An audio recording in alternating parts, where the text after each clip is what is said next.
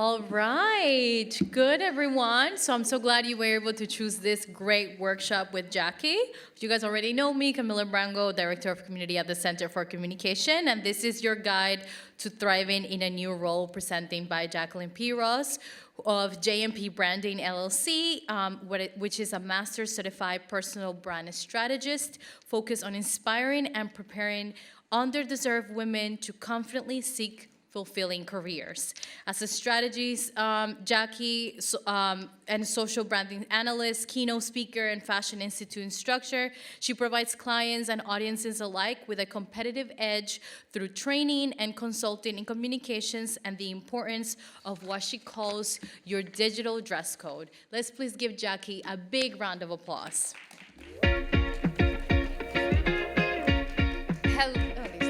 Hello, everyone. Oh, this is mic is really working. How's everybody today?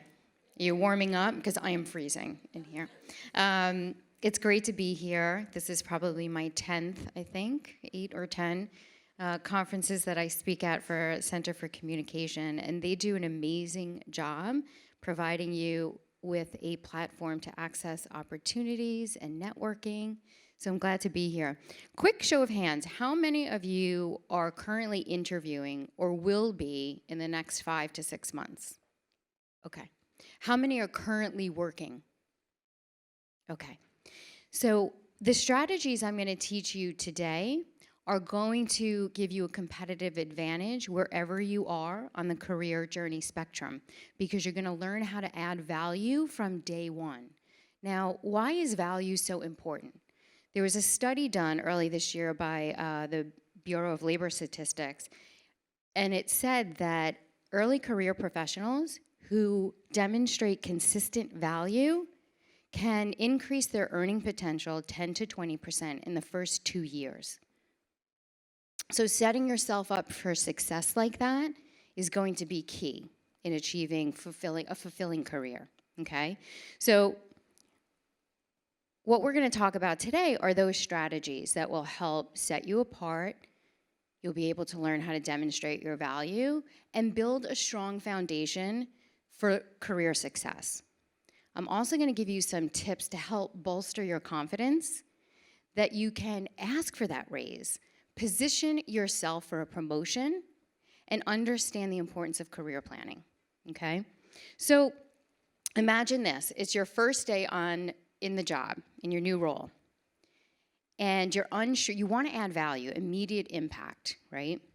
But you're unsure where to start, right? Now, you've got the qualifications, you were hired, so you have the qualifications, but how do you translate them into immediate value so that your team and your leaders can see? Because quite honestly, the truth is, the first few months in a new role can define your entire career trajectory. So how can you make those early days count? And I'm going to go through each strategy with you today. So you want to first set a strong foundation. So what does that mean? You want to be able to embrace and adopt a proactive mindset. You want to prioritize delivering early wins. And lastly, seek feedback and show willingness to adapt. Now, I listened to the panel before me, and a lot of the things that they talked about, I'm just reinforcing here. It was nice to hear that we all agree on some of those things. But the first thing is embracing a proactive mindset. This is really important because you want to be able to position yourself as someone that's on the team that adds value, right? So what can you do in those early days to say, hey, I've got this? Well, you can identify key areas within your role where you can make immediate impact. So maybe it is helping or supporting your team members, right? Scheduling one-on-one meetings with them to better understand what the team's goals are, any challenges they might be facing, or any projects that they are deeming really important. So then look within your new role and say, where can I help add value here? Okay? Proactive employees, there was another study done by, I think it was Gallup poll, a workplace study, and it was just published early this year. Proactive employees are 60% more likely to be identified as high potential performers in the organization, within the organization. Okay?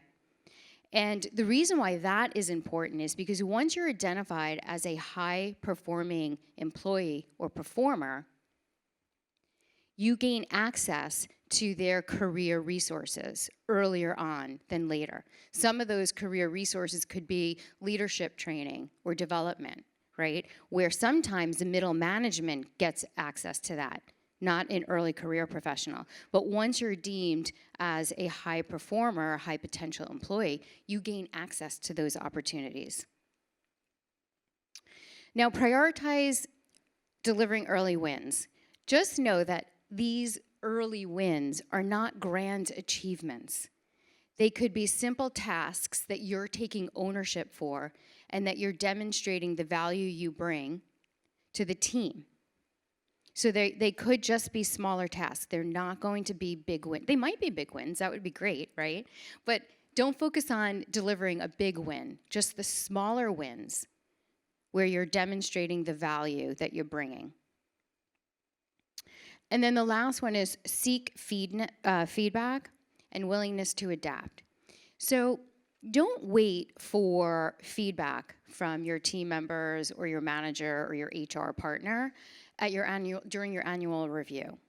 You want to constantly be seeking feedback and then showing the team that you're adapting that feedback and you're making progress. Because there's so many changes that happen within a role, within a company very quickly. So the fact that you can adapt and pivot quickly is great. So I used to work in the tech industry, and I was a product marketer and brander. So I worked on, it became a joke in the organization because I tended to work on every product that the company dissolved, that they were selling off.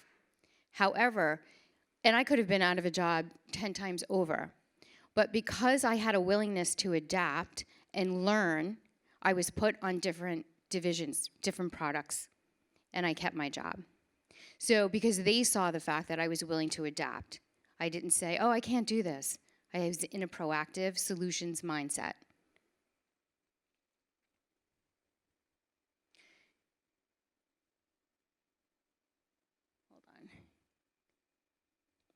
So this is another interesting statistic. So proactive, those who seek feedback and learning opportunities are 45% more likely to be considered for internal promotions. Now, one thing I want to talk about is there is a trend happening called the Great Stay. People are staying within their company a lot longer now. So if you remember back about 4 years ago during the COVID pandemic, there was a trend called the Great Resignation. Does everybody remember that? People were evaluating their life and their work and saying, I want to do something else, more meaningful. We are now in the other opposite end of that. People are staying at their organizations longer. So what that means for you is that those internal promotions are becoming more and more competitive. And you might be competing against someone has more experience than you. So adopting that proactive and solutions mindset will set you apart, and it'll show the organization that you are adding value. So even if that person has a few years more experience than you, the fact that you've been demonstrating value from day one will give you that opportunity for that promotion. One thing I want to note, I have allocated time at the end for questions, so don't worry.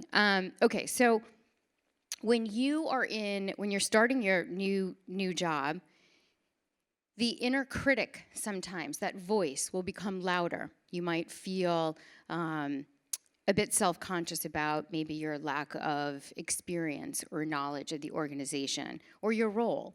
And I work with young career professionals. And they all go through that stage. Even seasoned professionals deal with confidence issues at times, points in their career. early career professionals that I work with go through that in the early days of their employment. So here are a few tips I just want to cover to help bolster your confidence during those early days, okay? The first one is practice positive affirmations. Admittedly, I was never this person, these positive affirmations. I just was not, right? And then I have a daughter who's 9.5, and she's in 4th grade, and it's getting rough, right? Girls can be girls. And she's on a very competitive soccer team. So we practice positive affirmations, and it makes a huge difference. Because when you tell your mind something positive, your body steps into that, and you stand up taller. So the early days, tell yourself in the morning, I'm capable, I'm qualified, I can do this job. Practice positive affirmations. The second thing is take those larger goals, right? So you've identified some key goals within your new role, but identify that one larger goal and just manage it into smaller tasks, right? Break it down into smaller tasks. Because as you complete each of those tasks, you have a sense of accomplishment, and that gradually will build your confidence over time. Celebrate your small wins. Not everything has to be a big win. So what I'd like you to do is keep track of all of those accomplishments and those wins that you have, even the small ones. Keep them in front of you. God bless you. Keep those in front of you so that you see them every day and you're reminded of how well you're doing. And that will help to build your confidence. Dress for your style.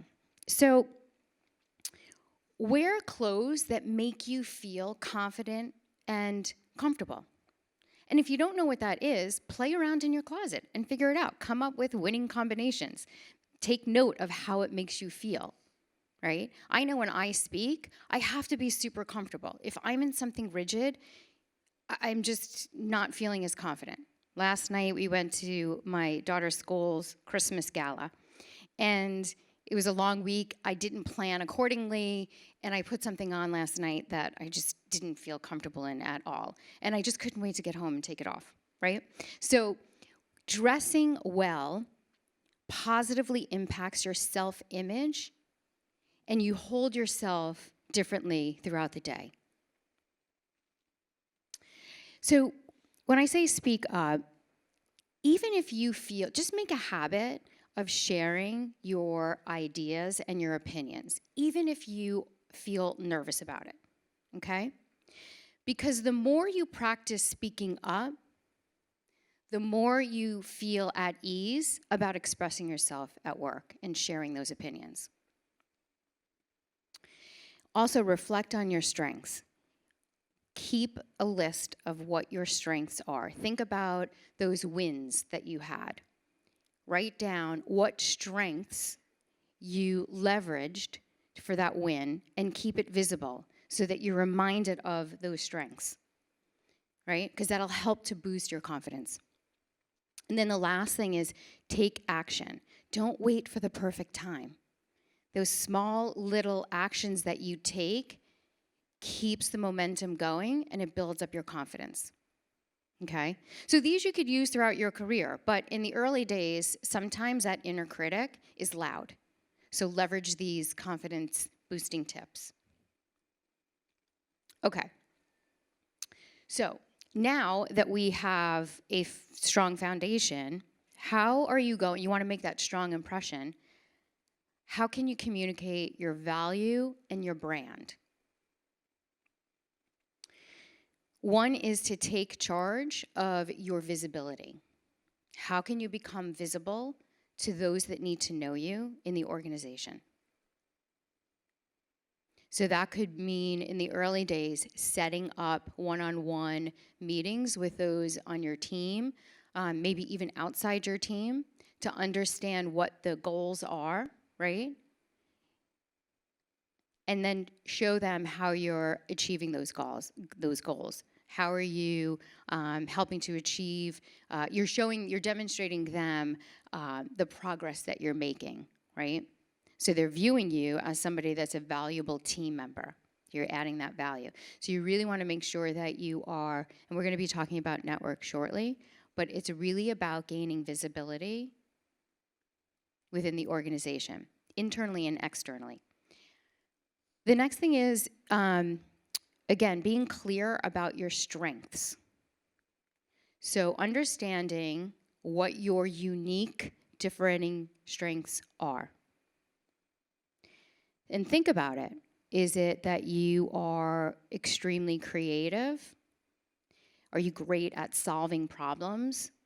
Are you a great leader with good communication skills?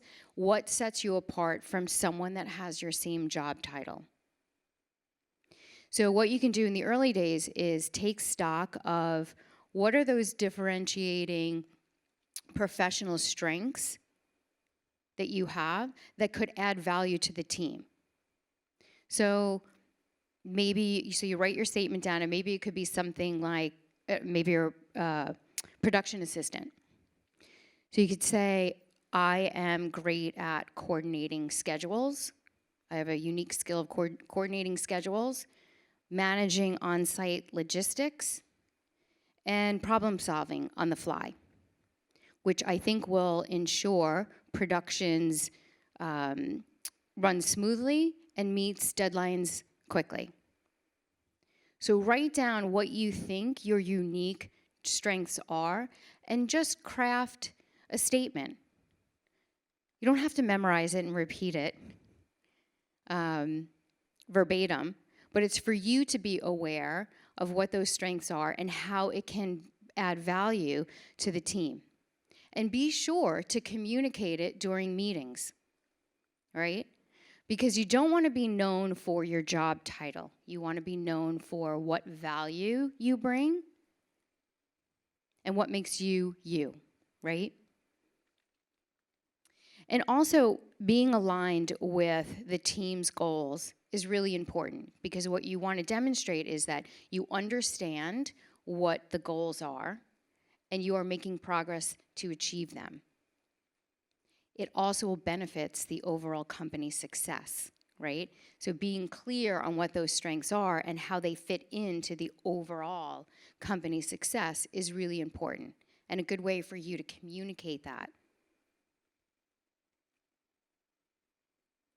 So this is another interesting stat. It's all, and these are all for early career professionals, but employees who can precisely describe their strengths are 65% more likely to receive stretch assignments and high visibility projects. Stretch assignments are those assignments. Does anyone know what stretch assignments are?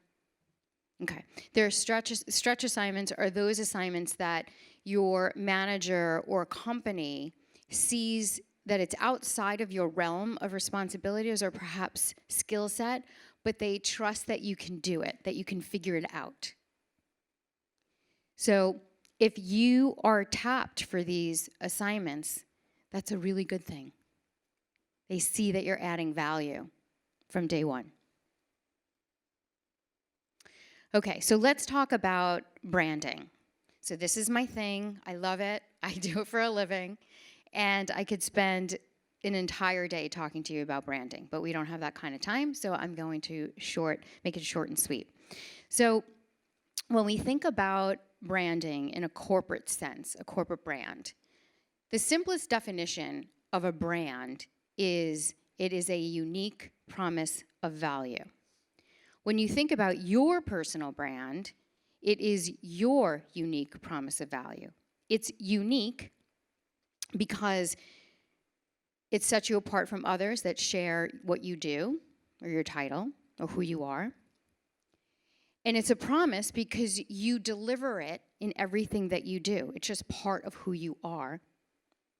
And it's of value to your audience, whomever that audience is. It's essentially the art of presenting yourself in a way that leaves a very lasting and favorable impression. And there's lots of things that go into a brand. And these are some of the things that you can that go into it. And it's a process, a methodology that I take all of my clients through. And uncovering your brand, once you uncover it, you then build upon it. When you uncover your brand, it's not an overnight thing.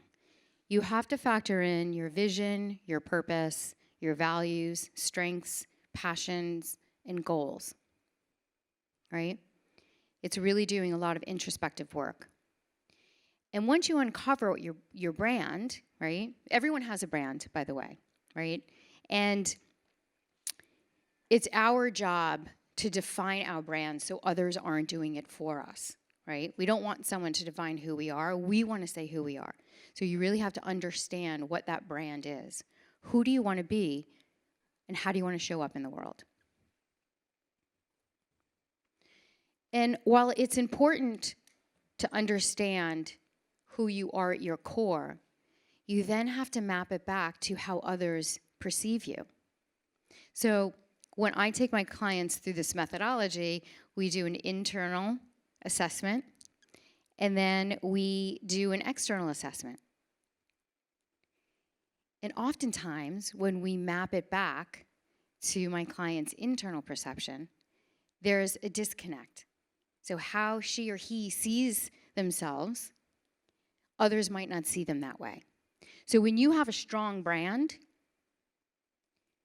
people will use similar terms about you because they understand who you are. There's a commonality how people see you.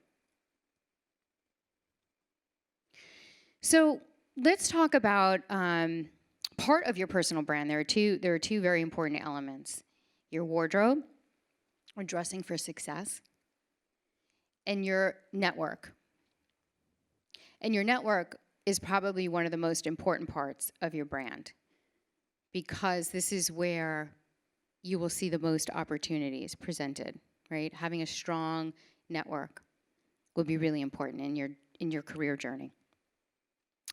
So dressing for success, wardrobe-wise, it's important for you to, let me go back to this. Dressing for success, it's not about vanity. It's really about aligning your appearance with a person that's capable and dependable, and that your team views you as someone who takes your career seriously. So it's not about, again, dressing. I want you to find your own sense of style because I want you to be comfortable in your own skin, but showing up in the office in a very casual way sometimes will go against you. So again, I'm from the tech world. And I think we probably were the industry that invented casual Fridays. And I remember vividly that our company said, okay, Friday, you can wear jeans, okay?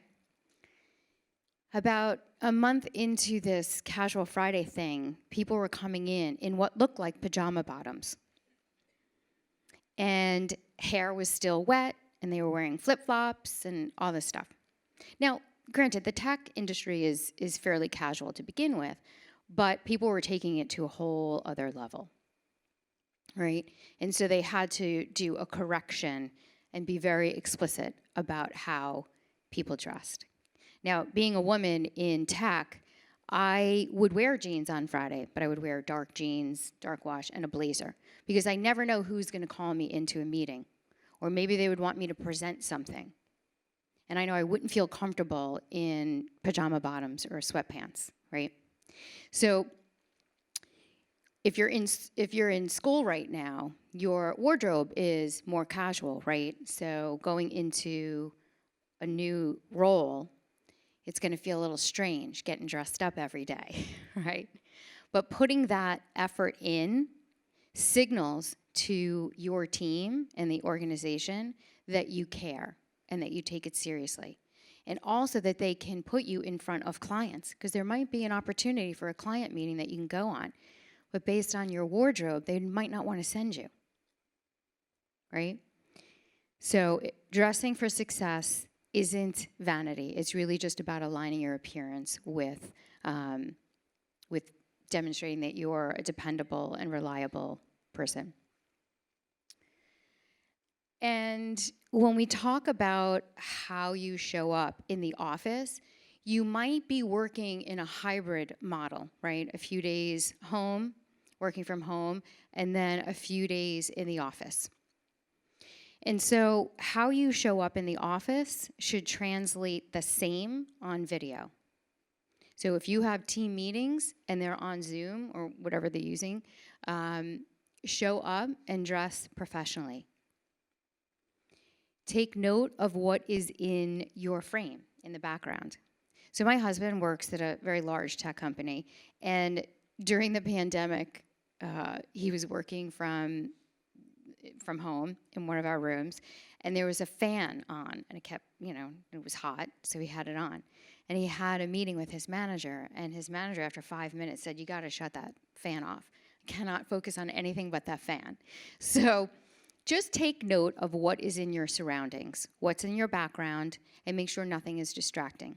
Now, also make sure your video is on. I work with a lot of companies, and they say that oftentimes when they have team meetings, some of their employees keep their video off. And this isn't a good thing. It doesn't, you're not projecting a very professional thing at this point, because companies are wondering why you don't have your video on. But this is an opportunity for you to show the value that you can add. So on that call, being engaged, right?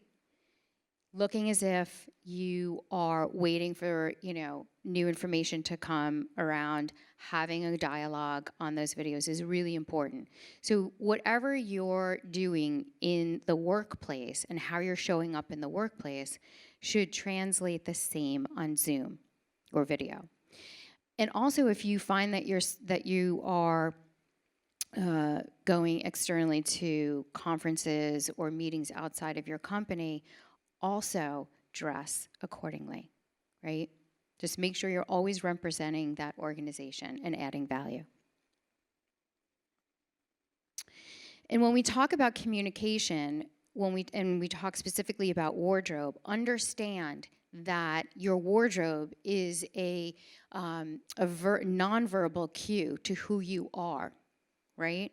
So when you're trying to figure out what makes you feel confident, what clothing makes you feel confident, and you're taking note of that, understand that it is a non-visual cue for the people to understand what you're about.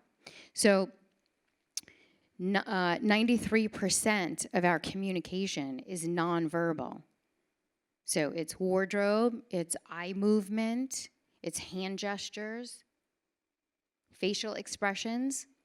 So when you're in meetings, whether it's in the office or on Zoom, just make sure that you are occasionally smiling, that you seem energetic, right? You're not, wailing your hands around. In my early days of speaking, being Italian, we express a lot with our hands. And when I look back at some of the video, my hands were all over the place, right? So I had to take note and sort of minimize it. So just be aware of how you're communicating those nonverbal cues. Also be aware of how you're communicating in emails, right? This is a big thing for some young career professionals. When they're sending emails, they'll send it to the entire team, although some of it is not relevant to more than half of the team members, right? So make sure you're crafting emails that are concise and they're adding value. So in a subject line, you could say something like, action required.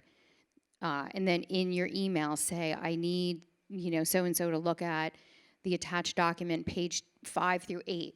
People will appreciate that. You're adding value because you're not wasting time with 10 people looking at an email that it's not relevant to them. So the other element of your brand is your network, your professional network. And when we talk about networking or networks in particular, there are two types of networks. There's an open network and a closed network. So a closed network is where you're operating with one pocket of contacts. So for example, if I am operating in a closed network, I would have, the only people in my network would be branding strategists, but those that are only master certified. So it'd be a small group, right? If I'm operating in an open network, I have a huge network of people that represent family, friends, colleagues, supervisors, any outside interests that I have, associations that I belong to. The goal is to always be operating from an open network. Why? Because it is a greater opportunity for diversity of thoughts and ideas, and it also is a greater opportunity for you to be exposed to career opportunities because you will become visible to more people. Okay? So this event here today is a great way for you to network, to really build and nurture relationships. I still keep in contact with many attendees from past Center for Communication events. Okay? So it's a great way for you to really expand your network. And they say that you're most likely going to get your next job from your network. And I know networking doesn't necessarily come easy to people. I don't know that many people that are inherently great at networking. But I have my clients redefine what networking is. And it's really just about building a community of support, gaining insights, and staying relevant in your field, okay? And, you know, your LinkedIn connections are just as important as those that you meet in person now, okay? So mastering the art of digital networking is going to help you, all right? Okay, so we have like 10 minutes. So, all right, so digital first is a phenomenon that occurred years ago, and it's a term that basically means we meet people first online more than we do in person anymore, right?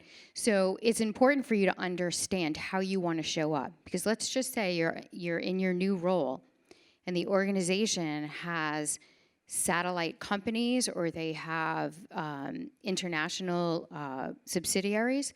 So people will be meeting you based online, right?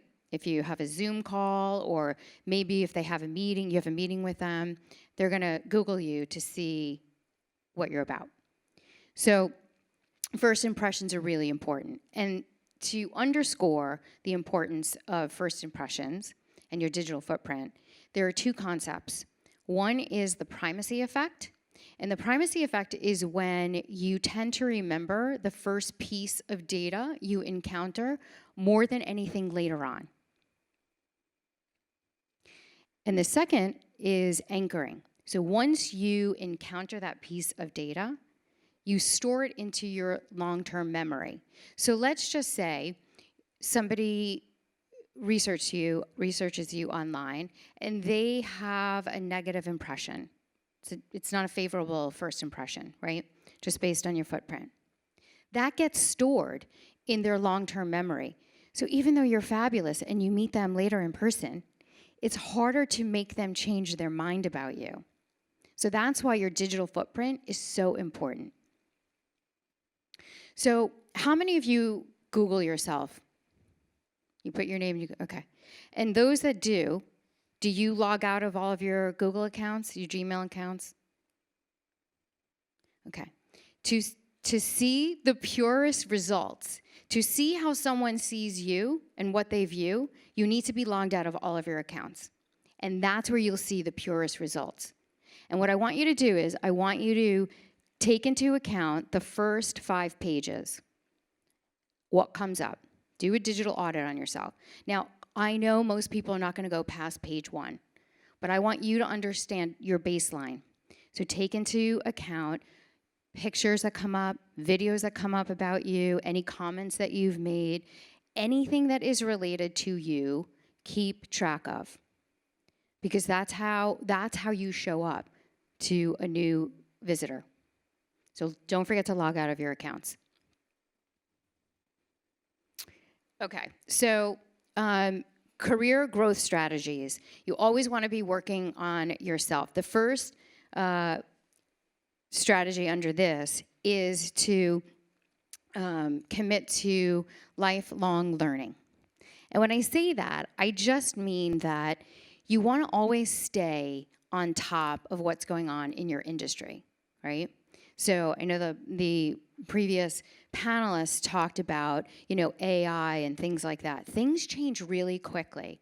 So staying abreast or ahead of these trends and then demonstrating it to your team is adding value. So maybe it's taking a course, maybe it's taking understanding how AI is going to change the media structure. Anything that you think is going to help you do your job better and be on trend and on point, you'll be adding value. So commit to those courses. Commit to yourself. Commit to yourself. And that could be, making sure that you have a mentor in the organization, making sure that you get access to career development resources. Collaboration across teams. So this is a great way in which you can gain more visibility and credibility within your role. So setting up time to meet with people outside of your team or your group will help you, because what that does is it gives you a diverse perspectives on how things are done within the organization, right? So collaborate across teams, because you'll get to know, and you might want to pivot to another team. You might want to pivot to a different part of the business. So collaborating and communicating across the teams will help you to add more value. Communication skills are probably the #1 soft skill employers look for in a new hire and to give somebody a promotion. You have to have great communication skills. So not only verbal, but you need to make sure that you're also listening. Sometimes we all like to speak first and we're not listening. So listening, asking thoughtful questions, and changing your communication style sometimes to adapt to your audience will be helpful. So coming from the tech world, how I would speak to the engineers would be different than how I spoke to the salespeople. So just understand that. Okay, so how are we on time?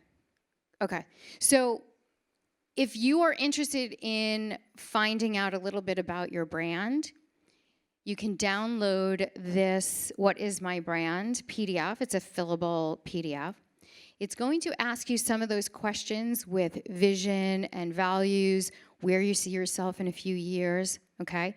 And if any of you start filling it out and you get stuck, feel free to reach out to me and I will work with you to get through it, because it's not easy. Okay? You can connect with me on LinkedIn. I had a few people connect with me on LinkedIn before this event, actually earlier in the week. So bravo to those that connected with me. You're on your way to a great, long, successful career because you've identified networking as a great strategy. Okay, so are we going to Q&A? Okay. So does anybody have any questions for me?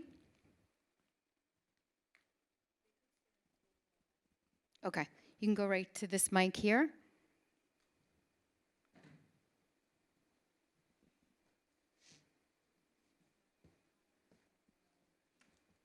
Oh, okay. Hello. Can everyone hear me? Hi, my name is Salam. It's nice to meet all of you today, and thanks for taking the time to speak with us as well. Jacqueline, my question is, as a recent college graduate who's primarily worked in the academic and nonprofit setting, if there's any advice you have for me or anyone else in the room who may be wanting to work in the corporate world for the first time. It's an adjustment. It's an adjustment. shut out the noise in a corporate environment. Make sure that you understand your strengths. Understand who you are. I think that's the first thing we need to start with. Understand who you are at your core and what you bring to the table. And make sure that you say it confidently, okay? With there's a lot to navigate in the corporate world, so try to shut out some of that noise because it can become overwhelming. I've had a number of young career professionals who go into a new corporate setting and it's overwhelming to them because they're not quite sure how to navigate. So understand who your team is, understand what the priorities are within the team, okay? And then remember when I mentioned a strategy of being proactive? So understand within your role, where can you have an immediate impact? And focus on that. And self-belief. Make sure you believe in yourself. Okay. Thank you for your answer. Hello. Hi, I'm Zoe. I'm a junior at NYU, and I've been doing the internship process, and I'm wondering how you would recommend someone who's applying to stand out when everything is online and feels so cold in a way. Mm-hmm. Yeah. So your question is, how can you stand out? In a big application pool when you're applying through an online application. I think the first thing is, one, understand what is important to you. What are your values? So I spend a lot of time with my clients on their values. Like, what's their operating principles? What are they not willing to sacrifice, right? So if you can start there, you can understand really where you want to point your brand, right? And taking ownership of your story. So take some time and sit with, what's my story? Who am I? What are my strengths? What do I offer to the world? And craft a story around that that feels authentic to you. Because the way you get confidence is the closer you connect with who you are. It doesn't feel like bragging, right? There's a lot of times my clients feel that if they're talking about themselves, they're bragging. It's not bragging if it's based on facts. You are who you are, and we all have our unique, special qualities. So tap into that, craft your narrative, your story about you, and see how you feel talking about it. That stuff, once you get to the core of who you are, everything else becomes easier, and that's when you stand out. Thank you. You're welcome. It's not an easy process. Good morning. Hi. My name is Damien Ovi. I'm a recent grad out of Brooklyn College. And so a big point that you talked about was uniqueness in regards to your own brand. And so what are some more qualities that you've seen from the quote-unquote unique people from past events, from your experience? What are some of the qualities that they kind of reside with, that they emulate? I think the biggest thing that I see in the people that I still keep in contact with that stand out in my head is that they know who they are, and there's an air of confidence about them, and there's a little bit of humility, right? So there's that drive that they have. So even before an event starts, I've had people contact me and say, I want to set up time, or I can't wait to meet you. And then after the event, they stay in touch and they update me. And I think there's sheer determination there to focus on what their goals are, and they just keep going. And they don't let anything get in their way. So I've had clients that are proactive, and they'll ask for help, right?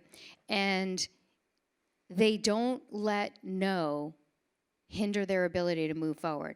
So if you hear no, don't think that that means that's it. There's just another path to get to your yes.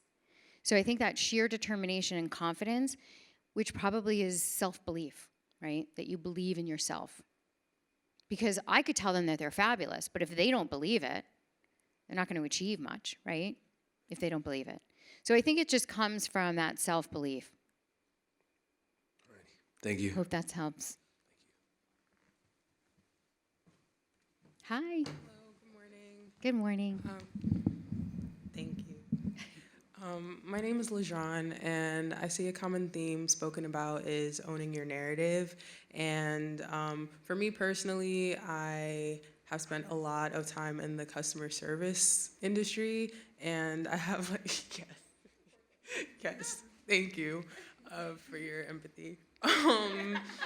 But pretty much, I feel like I know that I've developed like the soft skill of just like communicating and I don't know, like interacting with people, but then also wanting to or knowing that I have an interest in the media industry, just being scared because I also have a lot of interest creatively. So just really trying to hone in on how I can own that narrative that I have and then apply it to somewhere else, like basically pivot, if that makes sense.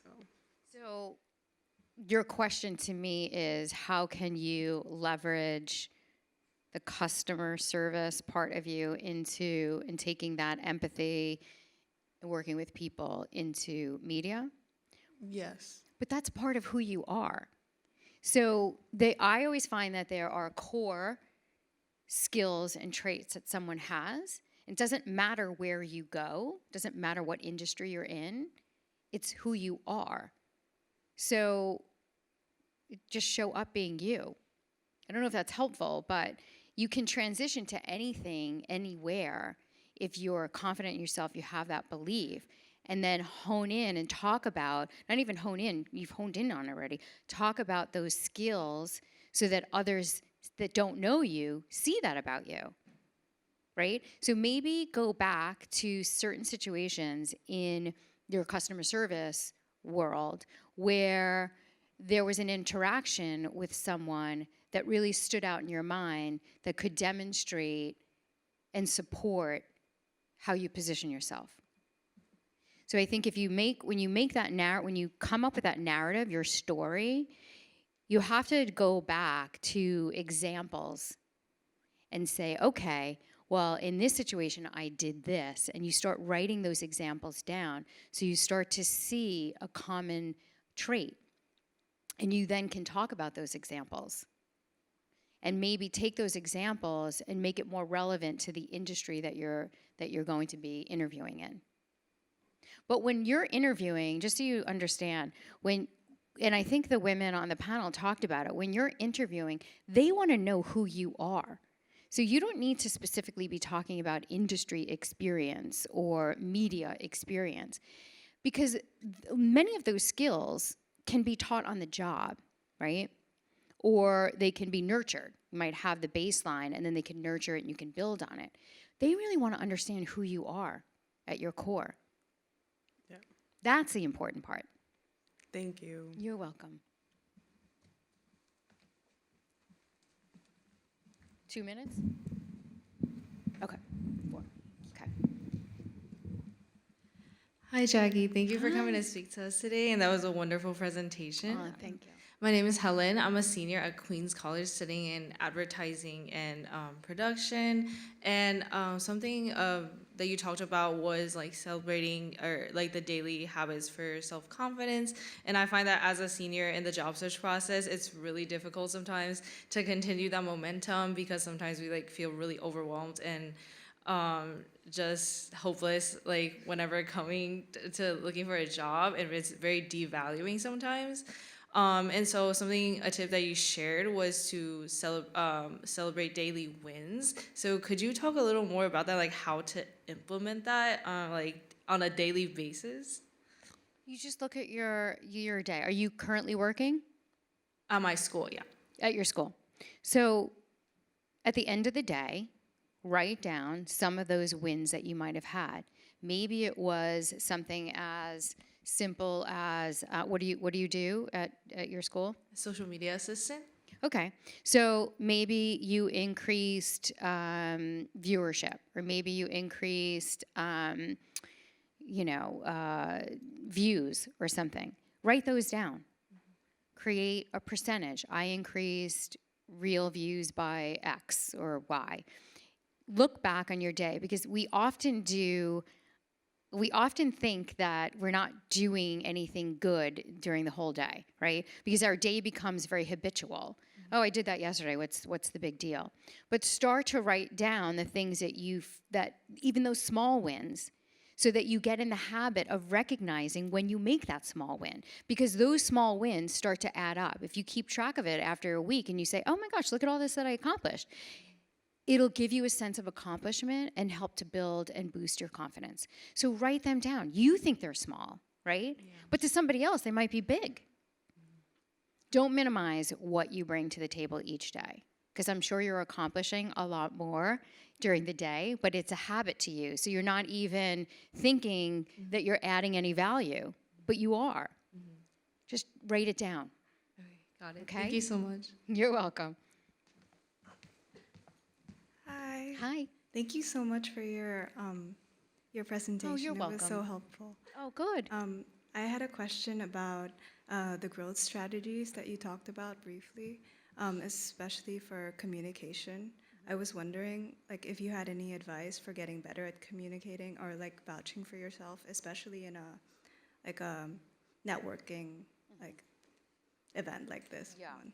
So I think what I always have my clients do, because they don't feel they have good communication skills because they're early in their careers, and so they're a little bit more shy to talk about themselves because they think it's bragging. So I just have them write down their skill set and then have them formulate sentences around what they've done around those skill sets. So it's really important for you to practice doing that and not feel shy about talking about your brilliance, right? Because you're all brilliant. We all have wonderful characteristics and skill sets. So don't keep it a secret. So I think you need to practice it. And the more you practice, so one of those strategies was to speak up. So make a habit of sharing your ideas and your opinions. So even if that means practicing with your friends to get you more comfortable, then do that, right? So just keep practicing. The more practice you do speaking up, the easier it becomes. So use this event here and think about what are you trying to accomplish during this conference, this summit, right? Think about that.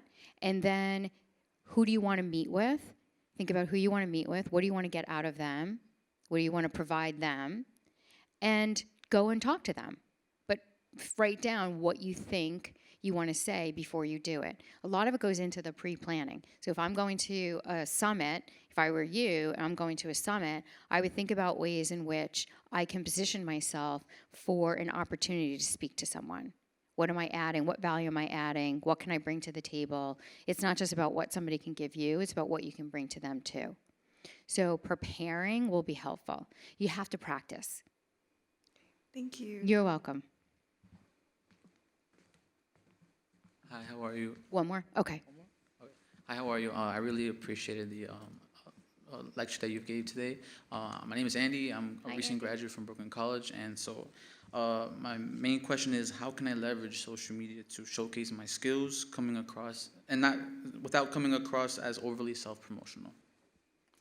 I don't deem anything as overly promoting yourself, okay? Anything that you can do to get your uniqueness out there and your brilliance out there, it's great. Just remember with social media, you want to make sure that how you show up on social media is how you want others to perceive you. And is it relevant for the industry that you want, right? Because someone's, a potential employer is going to Google you and what comes up, whatever they see, is it going to tip the scales in your favor because they see what you're posting as a benefit to their organization, or will it take away from that opportunity? And that's sort of how you have to look at social media. What is out there that you think will help increase your chances for that employer to say, hey, Andy's our person. We got to get him in here for an interview, right? And anything that doesn't fit in that, I would try and minimize. So when you're posting, post with intention. Post with intention. Thank you. You're welcome. We good?